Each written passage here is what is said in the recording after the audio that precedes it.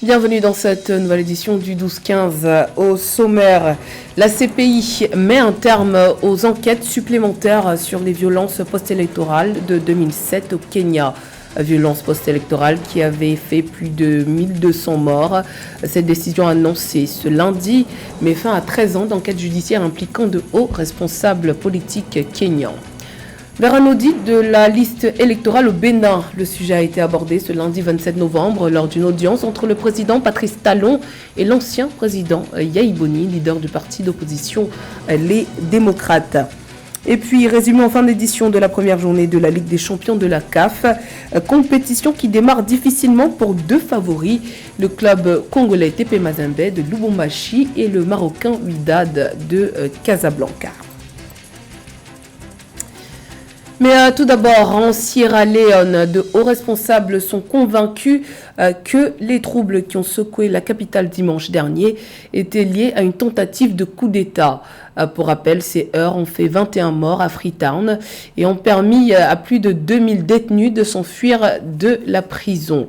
De nombreuses armes ont également disparu. Cette présumée tentative de coup d'État impliquerait des soldats et des gardes de l'ancien président Ernest Bai Koroma.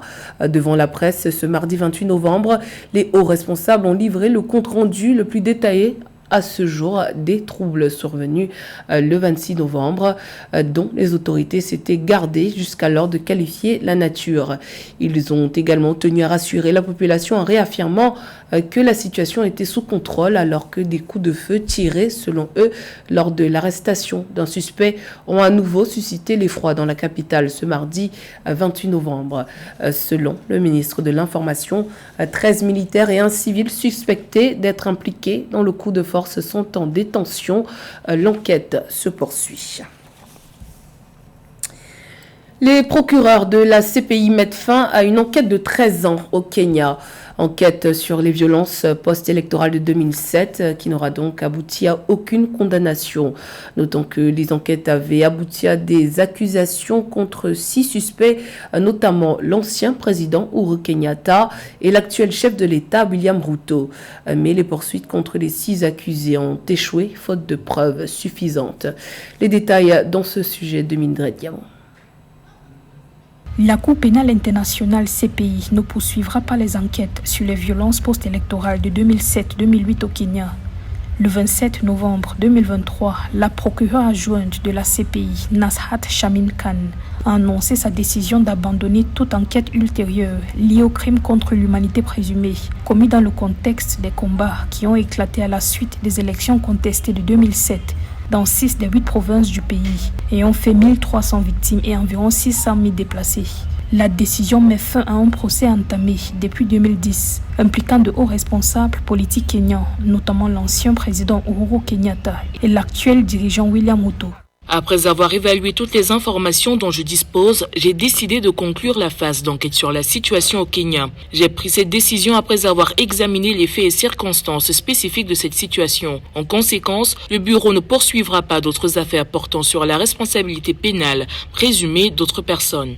L'enquête de la CPI avait abouti à des accusations contre 6 suspects dans des affaires de meurtre, d'expulsion et de persécution. Mais les poursuites contre les 6 accusés ont échoué faute de preuves suffisantes. En 2014, l'ancienne procureure en chef Fatou Bensouda avait retiré les charges contre Uhuru Kenyatta.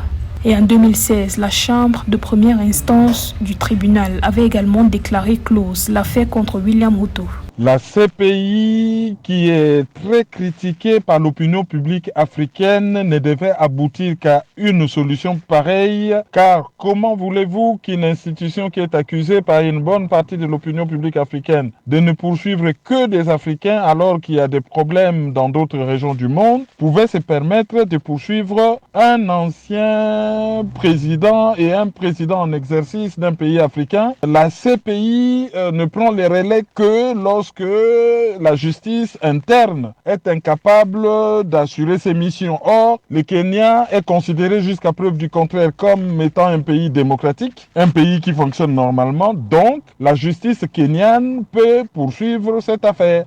L'avocat kényan Paul Gicheru s'est livré à la CPI fin 2020, mais l'affaire de corruption de témoins retenue contre lui a été abandonnée en 2022 après l'annonce de son décès. Deux autres suspects dans l'affaire d'intimidation et de corruption, Philippe Bett et Walter Barassa, sont toujours en liberté et font face à des accusations devant le tribunal pour atteinte à l'administration de la justice. Toujours dans l'actualité, le ministre de l'Agriculture et du Développement rural, Mohamed Abdel Hafid Henni, démis de ses fonctions en Algérie. Le président de la République, Abdelmadjid Tebboune, a décidé de nommer à sa place le ministre des Transports, Youssef Cherfa. Une décision qui, selon le chef de l'État, vise à insuffler une nouvelle dynamique au secteur agricole. Le débat sur l'organisation des élections générales de 2026 cristallise les tensions au Bénin.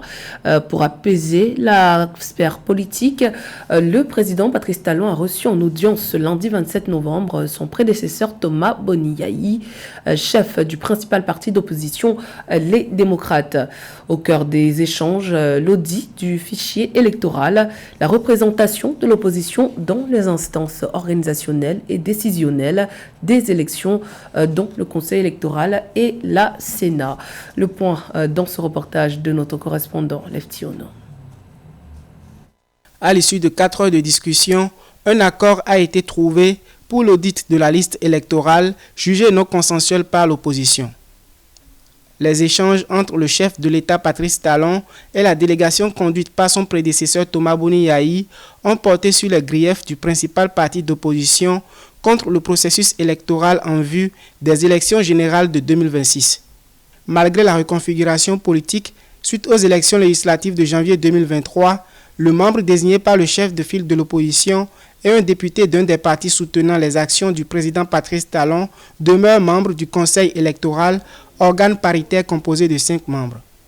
Le parti Les Démocrates espérait un changement suivant les résultats des législatives, mais Patrice Talon a marqué son désaccord au motif que l'opposition est représentée à la Sénat par le parti Force Corée Bénin émergent, présidé par Paul Humpé. En situation normale, le Conseil électoral serait composé de 2 personnes, de 2 représentants désignés par le parti Les Démocrates. Nous espérons que les discussions vont se poursuivre et que nous réussirons à infléchir la position du chef de l'État et du pays en général. Sur l'ensemble des préoccupations, le parti Les Démocrates a obtenu entre autres des accords du président Patrice Talon pour l'examen de la liste électorale et la représentation du parti d'opposition dans les instances de désignation des agents électoraux.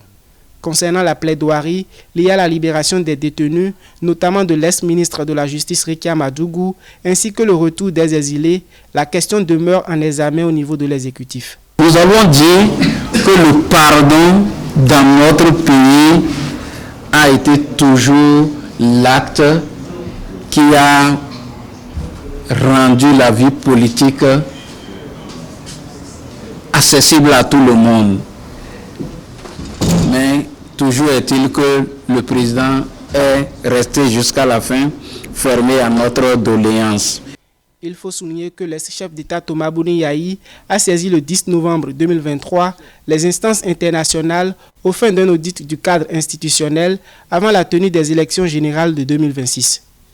Le 21 novembre 2023, Thomas Boniyahi, président du parti Les Démocrates, et une délégation de son parti ont échangé avec le représentant résident de la CEDEAO au Bénin sur les questions de la décrispation politique et la transparence dans l'organisation des élections générales de 2026. Le gouvernement béninois qui s'est récemment doté d'un bureau de la surveillance du territoire douanier. Objectif, lutter efficacement contre la fraude douanière et relever les défis sécuritaires auxquels la douane béninoise est confrontée. Marine Tolo. Dans un contexte de crise sécuritaire dans l'espace UEMOA, caractérisé par des attaques terroristes, des trafics illicites de tout genre, la prolifération des armes légères et des petits calibres, le blanchiment de capitaux, l'instabilité politique, la criminalité, la délinquance économique, la contrebande des marchandises, le gouvernement du Bénin a doté son administration des douanes d'un bureau de la surveillance du territoire douanier. Doté de caméras de surveillance et autres équipements de sécurité, ce bureau de sécurité devrait permettre au Bénin de lutter efficacement contre la fraude douanière. Les méthodes d'action du dit bureau sont essentiellement basées sur les renseignements, les échanges d'informations avec les autres forces, les systèmes d'alerte.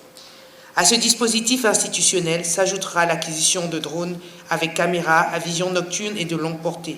En 2022, grâce aux réformes entreprises, l'administration des douanes du Bénin a réalisé des recettes de l'ordre de 548 milliards de francs CFA contre 440 milliards de francs CFA en 2021, soit une augmentation de 108 milliards de francs CFA. En 2022, la douane béninoise a également saisi des produits prohibés, notamment 59 000 kg d'intrants agricoles, de contrebande, 30 000 kg de produits pharmaceutiques contrefaits et 4 500 kg de chanvre indien. Des contrôles appelés à s'intensifier.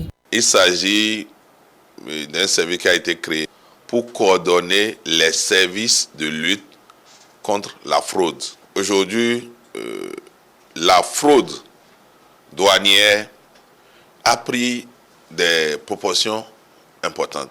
Les actions des services des douanes doivent rimer avec la facilitation des échanges, le renforcement de la bonne gouvernance et de l'éthique ainsi que la lutte contre la fraude sous toutes ses formes et la criminalité transfrontalière. Les mesures prises par le gouvernement du Bénin dans le cadre de la modernisation des services de surveillance douaniers ont été annoncées à l'occasion du 11e forum des agents de douane de l'UEMOA tenu du 22 au 24 novembre 2023 à Cotonou. Les startups continuent de faire face à la problématique du financement sur la majeure partie du continent africain. Ce manque d'accès au capital affecte négativement le potentiel de croissance de celle-ci. Afin d'inverser cette tendance, la société Savvy Ventures, soutenue par des investisseurs privés, va mettre à disposition des startups émergentes en Afrique francophone un fonds de 12 millions d'euros. L'objectif à terme de cette initiative est de consolider le marché pour permettre l'émergence d'entreprises ambitieuses dans plusieurs domaines. Les précisions d'Ameneji. La société de capital risque Savvy Ventures, spécialisée dans les startups africaines, a clôturé avec succès son deuxième fonds de soutien chiffré à 12 millions d'euros grâce aux souscriptions d'investisseurs privés. L'objectif de ce fonds est de soutenir et développer les entreprises émergentes dans la région francophone dans le domaine des fintech, health tech, climate tech et bien d'autres. En 2022, l'IFC de la Banque mondiale disait que 80% des startups africaines ont du mal à se financer. Les pays dont les startups sont les plus financés en Afrique sont le Kenya, le Nigeria, l'Afrique du Sud ou encore l'Égypte. Savvy Ventures, à terme, compte investir entre 500 000 et 3 millions d'euros dans 15 à 20 startups pour post-revenus, misant sur la durabilité et le soutien actif au développement commercial de ces entreprises de portefeuille. En 2022, le montant moyen des transactions d'amorçage réalisées par les startups africaines a augmenté de 12% en glissement annuel pour atteindre 1,4 million de dollars selon le rapport Partech Africa 2022. Il faudrait renforcer les sources de financement possibles. Il faudrait que ces startups travaillent leur gouvernance. Par exemple, il faudrait initier des prêts à taux zéro, assouplir les impôts et les accompagner surtout en offrant des programmes de renforcement de capacité pour leurs gérants. Sur le marché, Savvy Ventures se distingue en tant que pionnière parmi les sociétés de capital risque ciblant spécifiquement l'écosystème des startups en Afrique francophone, à un moment où la région suscite de plus en plus l'attention des investisseurs. Dans l'actualité sportive, première journée de la phase de groupe de la Ligue des champions de football de la CAF. Deux grands favoris ont loupé leur entrée en lice dans la compétition. Il s'agit du TP Mazembe de Lubumbashi et du Wydad de Casablanca. La SEC d'Abidjan s'est quant à lui mieux illustrée. Résumé signé José Douglas. D'abord, le groupe A, Mamelodi Sundowns prend le meilleur sur l'équipe mauritanienne de Nouadhibou sur le score de 3 buts à 0 et le TP Mazembe se fait surprendre par Pyramids 1 but à 0. Quand on fait autant de fautes techniques dans un match, le résultat est normal. Un groupe B, de son côté, l'équipe tanzanienne de Simba a été tenue en échec sur son terrain, but partout par la SEC Mimosa. Après 18 mois de bons et loyaux services, Roberto Oliveira, l'entraîneur brésilien, a été remercié par les dirigeants du Simba. C'est Abdelak Benchika qui a conduit l'USM Alger à la victoire en Coupe de la Confédération Total Energy la saison dernière, qui le remplace. Dans ce même groupe, les Botswanais de Galaxy peuvent exercer quelques pas de danse après avoir battu le Wydad AC 1-0. Deuxième participation de Galaxy en phase finale de la Ligue des Champions. Je vous avoue que je suis frustré et contrarié et je m'en excuse. J'ai l'impression que les joueurs de l'équipe ne se sont pas encore remis de la déception de l'Africa Football League et qu'ils n'ont plus la même fin qu'avant. En groupe C, le Tunis a battu ses compatriotes de l'ESL 2-0. Le Tunis, en remportant ce derby, prend la tête du groupe et Petro Luanda bat les Soudanais d'Al Hilal en Oman 1-0. En groupe D, le CR Belouizdad démarre à Saint-Leur. Les Algériens ont battu les Young Africans 3-0. Il faudra compter sur le CRB dans cette nouvelle saison de la Ligue des Champions. Et les Égyptiens d'Al-Hali, le champion d'Afrique en titre, s'est montré intransigeant en s'imposant 3-0 face aux Ghanéens de Medeama. Une victoire qui permet aux Égyptiens de prendre la tête du groupe. J'ai dit aux joueurs qu'ils devaient être sérieux dès le début du match face à un adversaire qui sera extrêmement motivé. Nous devons faire preuve d'intelligence dans la gestion du groupe et utiliser l'avantage que nous procure le soutien de nos supporters. Prochaine journée à partir de ce vendredi 1er décembre avec en ouverture groupe C, Al Hilal Omdurman, Tunis et en groupe D, Medeama, CR Belouizdad. La suite le samedi 2 décembre. C'était le journal de la rédaction. Merci pour votre fidélité. Dans un instant, une nouvelle édition de l'actualité sur Africa 24.